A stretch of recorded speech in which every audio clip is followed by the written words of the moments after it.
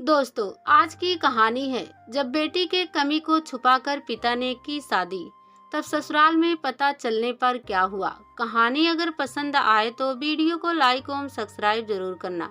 चलिए कहानी शुरू करते हैं। बारात जब वापस आई थी तब शाम का धुंधलका फैलने लगा था। ज्यादातर बाराती रास्ते से ही अपने अपने घर जा चुके थे। कुछ खास रिश्तेदार ही रह गए थे। रस्में पूरी करने के बाद बहू को घर की औरतों ने बस से उतारा। उतरने वाले में से वह सबसे आखिरी थी। पूरे घर में खुशी और उमंग के माहौल था। दहेज में मिली चीजों को बस से उतारकर बाहर की बैठक में सजा दिया गया, जिसे देखने के लिए अड़ोस पड़ोस के औरत मर्दों का तांता लगा हुआ था। लोगों के ध्यान बहू के बजाय उनकी चीजों की ओर ज्यादा थे। बहू को अंदर वाले एक कमरे के कोने में बेड पर बैठा दिया गया। छोटी बड़ी लड़कियां साक्षी के चारों तरफ मड़ा रही थी। सुबह होते ही पूरे घर में कोहराम मच गया।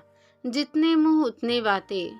ऑनलाइन तो सबने देखा था, इतना भी नहीं दिखाई दिया। जवाब मिला, ऑनलाइन चेहरा दिखता है, बदन या कमर नहीं। बेचारे शुभम की तो जिंदगी ही बेकार हो गई। कहीं ले जाने लायक भी नहीं है। देखो तो सही, कमर कितनी पीछे की ओर निकल जाती है। कुबड़ है कुबड़। जब हम खुद देखने गए थे तब इसने साल ओढ़ रखी थी, इसलिए तब कुछ पता ही नहीं लगा। शुभम के पिता ने सफाई दी, क्योंकि शादी से पहले साक्षी को बेटे के साथ देखने वह भी गए थे। अब ऑनलाइन एजेंसी को क्या कहें। वे लोग तो पूरे 10,000 रुपए डकार गए थे पहले ही दिन रजिस्ट्रेशन के नाम पर। अब यह कोई शहर तो था नहीं कि शुभम और साक्षी को कहीं बाहर घूमने दिया गया। बिहार का पिछड़ा सा गांव ही तो था। घर में एक कमरे में मेज पर एक तरफ साक्षी बैठी थी, वहीं दूसरी ओर शुभम की माँ एक तरफ बैठकर इस होनी पर आंसू बहा रही थी।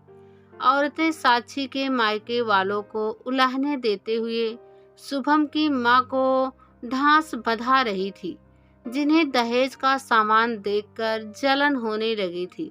वे भी इस समय घड़ियाली आंसू बहाने की कोशिश कर रहे थे।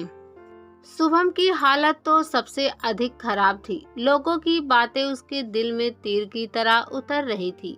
वह अपनी रुलाई को बड़ी मुश्किल से रोक पा रहा था। 2 दिन हो गए, सभी रिश्तेदार जा चुके थे। केवल परिवार के सदस्य ही रह गए थे। किसी ने ढंग से खाना नहीं खाया था। इन 2 दिनों में केवल ताने ही दिए जाते रहे, कभी साक्षी को तो कभी उसके मायके वालों को। बेचारी साक्षी, उसने तो शादी से पहले ही अपने घर वालों से कहा था कि लड़के वालों को पूरी बातें सच सच बता दे, लेकिन उसकी किसी ने एक ना सुनी। वो बेचारे करते भी क्या। पिछले 4 साल में साक्षी के इस कुबड़पन के चलते ना जाने कितने ही रिश्ते ठुकरा दिए गए थे। वो लोग अस्पताल में भी दिखा चुके थे। उसका फिजियोथेरेपी के भी कुछ सेशन लिए थे, पर गरीब घर के पास ना तो निजी अस्पताल जाने के साधन थे, ना वहाँ स्पेशलिस्टों को दिखाने के लिए। आखिर में साक्षी के परिवार वालों ने यही फैसला किया था कि साक्षी का यह दोष छिपा दिया जाए। शादी के बाद यह बात आई गई हो जाएगी। साक्षी की सास ज्यादा कड़े दिल वाली तो नहीं थी, लेकिन बेटे की पूरी जिंदगी की बात थी। इसलिए एक दिन शुभम के पिता से बोली, इस मुसीबत से छुटकारा पाने का कोई उपाय तो खोजो। अब क्या किया जा सकता है, जो होना था सो हो गया। शुभम के पिता ने सांस छोड़ते हुए कहा, क्या कहते हो? क्या हम अपने लड़के की जिंदगी यूं ही बर्बाद हो जाने दें? शुभम की माँ आंखें फैलाते हुए बोली, तो तुम ही कोई उपाय बताओ। आजकल तलाक तो लिया जा सकता है। शुभम की माँ ने कड़ी आवाज में कहा। यह सुनकर शुभम के पिता अवाक रह गए। आज तक उन्होंने शुभम की मां का ऐसा रूप नहीं देखा था।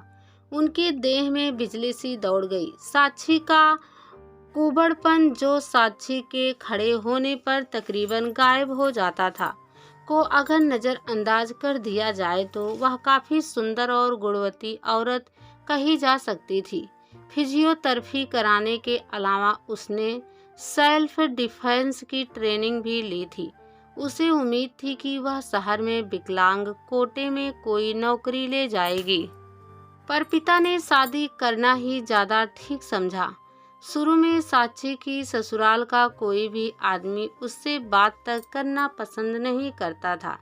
साक्षी ने आपा नहीं खोया। वह हमेशा अपने को काम में लगाए रखती और कोशिश करती कि उसका कोई भी कदम उसके परिवार के लोगों को परेशान ना दे। 2 से 3 महीने में लोगों को उसकी आदत होने लगी। धीरे धीरे सब कुछ ठीक होता जा रहा था।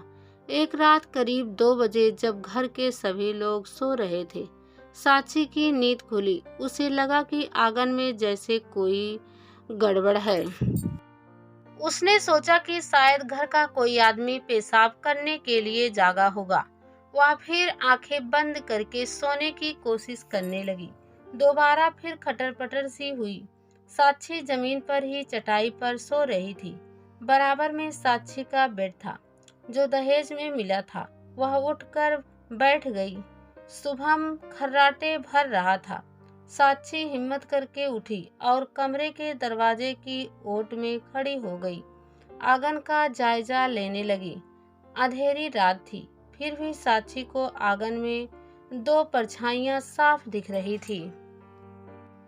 एक ने अपने कंधे पर काफी बड़ा थैला लटका रखा था।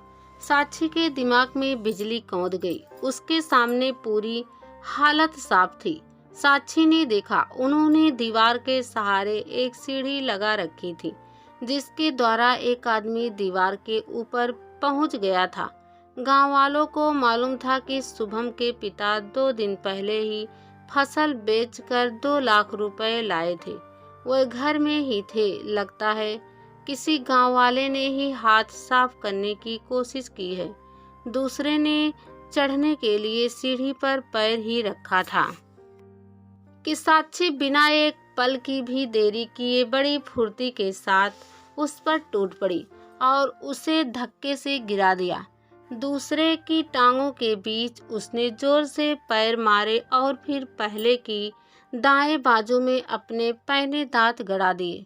वह दर्द से बिलबिला पड़ा।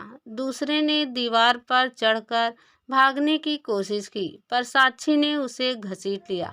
एक चोर ने अपनी जेब से चाकू निकालकर साक्षी पर हमला कर दिया। वह साक्षी के बाएं बाजू पर लगा। वह दूसरी बार चाकू चलाता, इसके पहले ही घर के लोग शोर सुनकर जाग गए।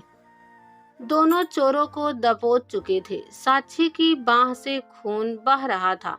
वह वहीं बेहोश होकर गिर पड़ी। शुभम की छोटी बहन तुरंत पट्टी लेकर आई। उसकी मां ने साक्षी की बाजू पर उसे लपेट दिया। चोर की खूब पिटाई की गई। फिर उन्हें रस्सी से बांधकर गांव वालों ने रात में ही पास के थाने में पुलिस को दे दिया। सुबह होते ही साक्षी को शहर के अस्पताल में इलाज के लिए दाखिल किया गया। घाव ज्यादा गहरा भी नहीं था, इसलिए वह कुछ दिनों में ठीक हो गई। इस घटना के बाद घर के लोगों के बर्ताव में बदलाव आ गया। सास ससुर तो उसकी तारीफ करते थकते नहीं थे। शुभम भी अब साक्षी को दिल से चाहने लगा था। साक्षी ने अपना पहले जैसा ही बर्ताव रखा था। वह पहले ही की तरह सभी की सेवा करती थी। अब पड़ोसी भी कहते थे कि बहू हो तो साक्षी जैसी। दिन बड़े आराम से खुशी खुशी बीत रहे थे। पहला सावन आया तो साक्षी के मायके वाले उसे अपने साथ ले जाने के लिए पहुंचे। हालांकि साक्षी ने उन्हें चिट्ठी में सब कुछ बता दिया था, फिर भी वह साक्षी की ससुराल आने से डर रहे थे। साक्षी की ससुराल आकर उन लोगों ने जो कुछ देखा, उसकी कल्पना भी उन लोगों ने नहीं की थी। साक्षी के पिता को अपनी बेटी पर फक्र हो रहा था।